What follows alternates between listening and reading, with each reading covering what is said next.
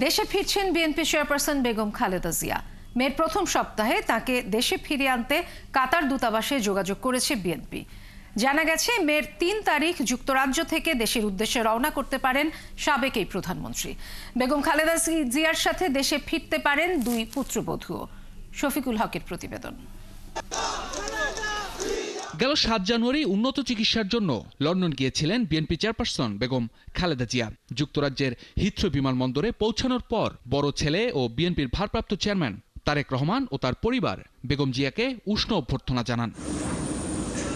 ৭ বছর পর ছেলেকে কাছে পেয়ে আপ্লুত হন সাবেক এই প্রধানমন্ত্রী। এরপর গেল ৪ মাস ধরে লন্ডন ক্লিনিক ও তারেক রহমানের বাসায় থেকে চিকিৎসা নিয়েছেন বেগম খালেদা জিয়া।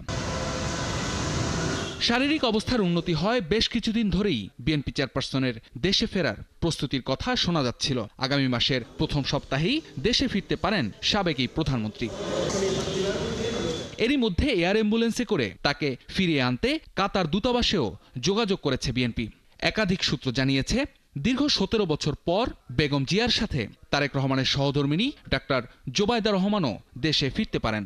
সাথে থাকবেন আরাফাত রহমান কোকোর সহধর্মিণী শর্মিলা রহমানও।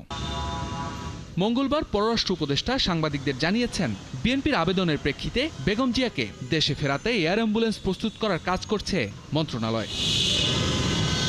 শফিকুল হক, ৭১, ঢাকা।